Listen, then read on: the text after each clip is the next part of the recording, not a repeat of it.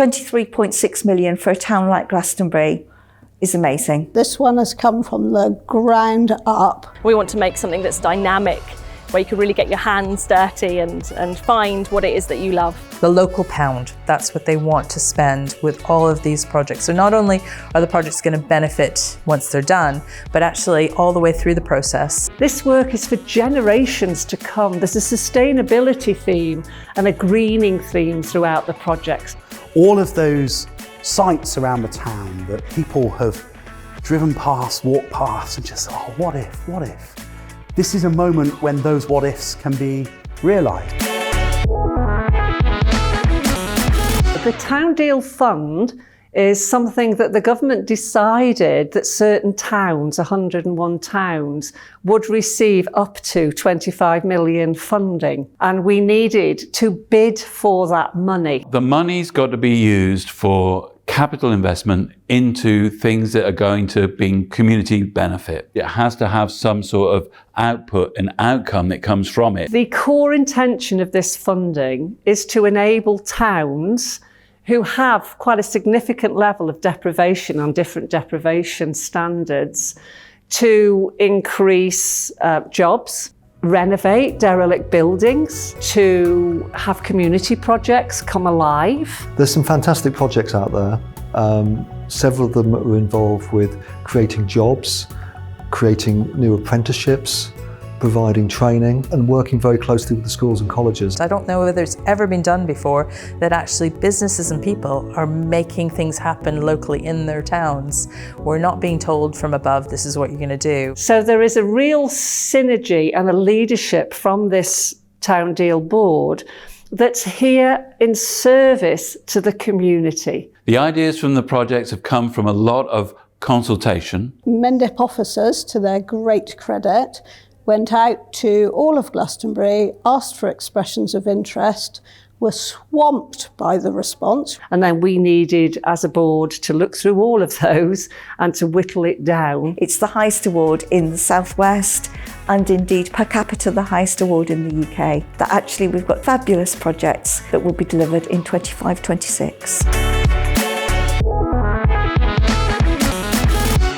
Well, I think all of the projects have got elements that will interest young people, but certainly the ones that stand out from the Accelerator Fund would be St Edmunds Hall, because the local youth centre runs from St Edmunds Hall. So having that space regenerated was a real opportunity for them. The Glastonbury Way is something that I know local schools have already been taking the children out on trips. The biggest project of the Accelerator Fund was 250,000 at the Red Brick building. And that was a really good project because that started the work that will continue under the Town Deal. And then there was money in the town centre. The provision of Herbie's Field car park, and that was a £50,000 fund. Now that very much supports the economy of Glastonbury because at events like the Carnival, the Road Run, Beltane, the Frost Fair, and to name a few, is that extra space of 300 car parking area is open to the public. Glastonbury's Towns Fund bid was by far the most eclectic in the country. And I took huge pride in that. You know, it's just so reflective of what Glastonbury is. Some of them are just wonderfully kind of left field and Glastonbury, and some of them are a bit more kind of in the mould of the kind of post-industrial regeneration that you see in lots of Town Deal funds elsewhere. In the 1890s, the building behind you was the house where the Baily family lived, and then they built a little factory alongside it, which gradually developed into the factory complex that we see today. It was Clark's son and Moreland, and Moreland's had the Quaker ethos. You looked after the worker, their family, their physical, their mental health, and you built as well teams around sport. In my lifetime, this was a thriving industry which was employing from this site 600 people. I mean, Glastonbury, you've got to remember, was an industrial town. We were run by the factory hooter, and they were making a whole diverse range of things, from sheepskin rugs and coats to the boxing gloves from Muhammad Ali. They made tennis rackets. They made a whole range of goods. And the town has then suffered since then and had to really reinvent itself as just a tourist town. These buildings are incredible because they were built at a time when we relied on natural light for working and making things. So they're very shallow plan. You've got these lovely high ceilings and tall windows, so you've got amazing natural light and ventilation. We're going to heat it from the mill stream using ground source heat pump. We're going to try and make it a really versatile but green space to operate from. The principle of the building is to support local business, and any profits that come out of that will be put back into the project or into the local community. There will be a real variety of spaces within the development. There'll be shared workspaces, there'll be workshops where there's a range of different machinery available, a sort of village for small businesses and self-employed people, an open access factory and a learning environment so that people, all of those crafts and creative work that's sort of quite prominent in Glastonbury is given the support and the space. We're hoping for a museum and archive space to celebrate that industrial past. We're also looking at creating a lecture theatre that could also double up as a cinema. We can create a market area. We're looking perhaps between the two buildings to put some sort of cover so that we could have open market, so that the people who actually are making goods here can actually sell them as well. So that should make a bit of a visitor attraction. Then here possibly, could be a cafe and social space as well. But the idea is that there's lots of opportunities for interaction. Our idea is to bring a cohesive community back again, so people live and work through the generations back in Glastonbury. Then there is the Enterprise and Innovation Centre, which is in Beckery House, also in the same part of Glastonbury. And that's about regenerating an existing building to offer business support. The hub really is about making a space for businesses to come and work and access the skills and services that they need to develop. So firstly, we want to make office space that's available on flexible, easy in and easy out terms. And we want to couple this with a business support service offer. The second part of the project is the food development and test kitchen. We're really excited about this bit. So when we looked at Glastonbury, we looked at its strengths, and what we found was that it has a really, really strong food, produce and tourism sector. So we wanted to do something that would really support this sector, and what we thought was to create a test kitchen, development space, so those businesses can come, try out that new product, get the support that they're needed, that is tailored to them. By creating the hub, businesses are going to be able to work locally, employ locally, and retain those benefits that they create locally.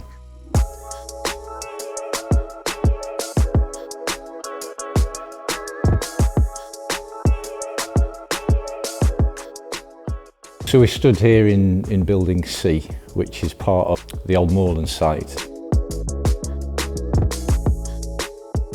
It's a massive open space for where the factory used to be, and we're hoping to use that by filling it with equipment full of screen printing, sewing machines, leather making, plastic recycling, art spaces, computers with graphic design and music editing facilities, so people can come and learn new skills. They might start making things and selling them on Etsy or selling them at local markets, and they might outgrow us. And if that happens, they can move to the Baily's building, where they can rent space, as well as the Enterprise Hub, which is being set up as part of the Towns Fund deal. At the heart of this project was youth, and we've kept youth in mind the whole time. We wanted to create something that was really sustainable. The only way we could do that really was looking at an intergenerational project that you can come and enjoy and learn to be in this building, and you can still come at 19 and at 22 and at 23, and that you're not going to suddenly grow out of this and have to find a whole new way of being. This really is a gift for Glastonbury of all ages. So our aim is to develop opportunities that don't exist at the moment in Glastonbury, which is perhaps to become trained in an art, in some kind of craft, and to catch some of the youngsters that don't operate well at school but operate much better in the outdoors, for example, or doing something with their hands. We're really excited. Glastonbury FM is going to come and join us in the building, and they've got a fantastic offering where they're going to be having 2 recording studios and a training space so they can take on more young people and train them up in media, and not just radio but also I think visual media as well. What we're trying to create here is a really thriving, vibrant community hub. A place where people can come and connect and engage with their own gifts They can get to learn something about themselves and about their community and about this place. We're really hoping that we can create a space for people to come and eat or create and make food that's really affordable. It's a fantastic, very light space. We're hoping to have a big wall of glass so that there's lots of light in there. So it's a really joyful place to come and be. Avalon Community Energy is a community renewable project owned by the community. And when the idea came forward for the town deal, in the initial perspective from government, it had the words clean energy as part of its kind of raison d'etre. We'd been putting solar panels on roofs of public buildings, so schools and all that sort of thing. We came forward with a plan. So the big way that this town deal can help Glastonbury towards its net zero carbon target is the Clean Energy Project. It's going to help to feed the immediate buildings around it, and we're talking about some of the other projects, the Baily building, the red brick building, Bride's Mound projects in the same vicinity. To my mind, that's great, because this is the way that the town deal is going to succeed, is by the integration of these projects. The Robert Richards Initiative is named after the chair of the Town Deal Board, who sadly passed away a few months ago, and it very much follows the ethos of being greener. It's a combination of two things. It's walking and cycling for health and wellbeing benefits, and it's about providing greener spaces for new types of business. Where we are standing at the moment is the oldest Christian monastic burial site in Britain. It dates from the 400s. This is where the chapel site is and where the skeletons are buried. Further over there, that's where the priest's house, or maybe the hermitage, and another stone-built structure. It had a mud floor and it had animal bones and pottery, so it looks like it was a sort of pilgrim's rest house overnight. The original dedication of the chapel was to Mary Magdalene, but at some point, and we don't know when, the dedication was changed to St. Bridget. There will be a small visitor facility, so a place where there can be display boards that give the history, the archaeology, the legends of the site, to make it accessible for people and informative for people so that they know how special the place is that they're coming to. The building ideally will also have toilets, maybe a little cafe, tea room. Then ideally there will be disabled access path up to the chapel site, and the Friends Fields will become a nature reserve. Also in that part of Glastonbury, we will have the food and regenerative farming project. So the vision for the project is first and foremost the land and how we look after the land. Showing people techniques of natural agriculture, regenerative farming, permaculture, agroforestry, natural agriculture, no dig. The vision is to create a research and demonstration centre so we can, roll out what we learn. What we're planning to do now is create a dome, a glass greenhouse, and a little bit like the Eden project. We can have that as an outdoor conference centre, but also a grow space. And it's going to be connected to this project, the Life Factory, so food grown over there is going to come over here and be cooked in the community canteen.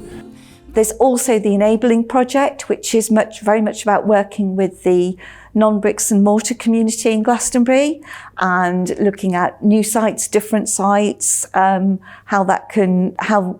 we can make all those parts of the Beckery area work together. We know that access to things like health and wellbeing provision is becoming more and more challenging for people to tap into just because of the demand. One thing that touches every single resident in this town is health and wellbeing. It affects everybody. We've started a long list of things we're hoping we can deliver from here, and that would include the likes of post-operative care for people, action for people struggling with dementia, caring for carers. We've identified that where that support is currently available is outside of the town. And why can't we become the hub? One of the ambitions here is to be able to put a changing places facility, as it's known, which is where people who are in disability chairs can have more than just a disabled toilet from which to change.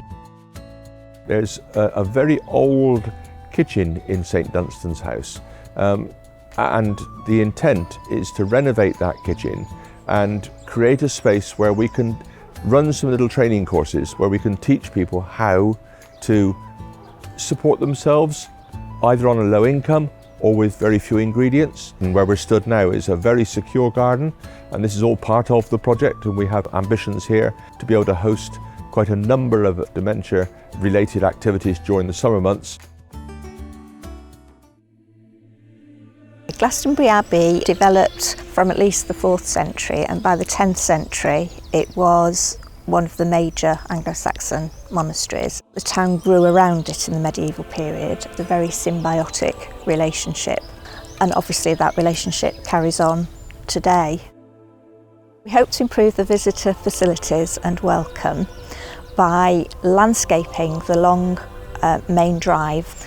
We'll extend the current shop and build indoor toilets at the back, and then we'll create an open piazza area and a new ticket office, and we'll take down the old ticket office to extend the open area into St Patrick's courtyard, and you'll be able to see St Patrick's Chapel, so that visitors standing at the bottom of the driveway will see a medieval building rather than a modern one.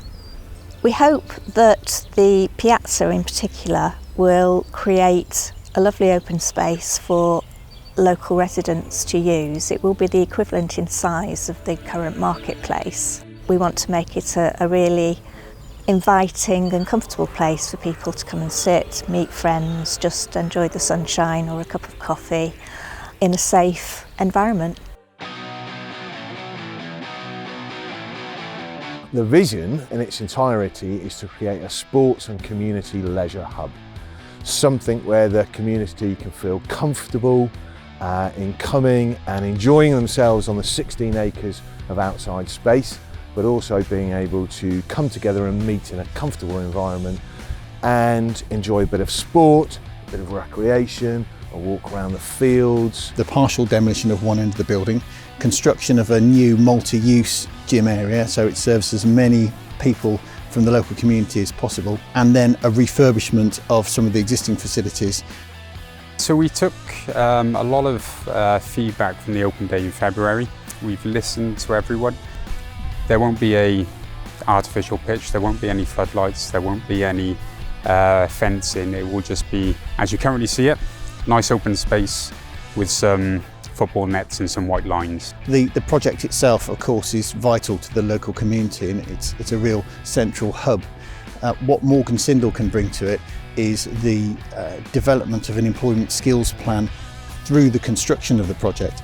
So what does that mean? What sort of training can we provide for local people? How can we make sure that we employ the highest proportion of local people, local businesses, to get involved in the project, so that we are keeping as much of the pounds spent on constructing the building within the local community itself. You start off with the capital, the regeneration of those buildings and those spaces that need investment, need development, but in the longer term it's thinking about how does that evolve and what will that look like in the future. So this is really only the beginning. These are ground level initiatives. These are people's plans. We're trying to bring through the kind of creativity that lives within the community and give it space to flourish. Every resident in our population in this town and outskirts will benefit from this town's deal. But I'm really confident that this time, this money will be well spent and it will make a huge difference to the town for the next generation. I can't wait for 5 years' time to see it all happen and just see what impact it's had on people of all ages, of all backgrounds, whether they're in the industries that will benefit or not. I just think this is amazing and cannot wait to see it happen. Nearly 20 years with this vision, and this long last, this opportunity has come, and it seems to be just timely with all the other things that are happening in the world. And following the pandemic, people have suddenly realised that it actually makes sense to actually make things and buy things and sell things and operate locally. and I think our time has come.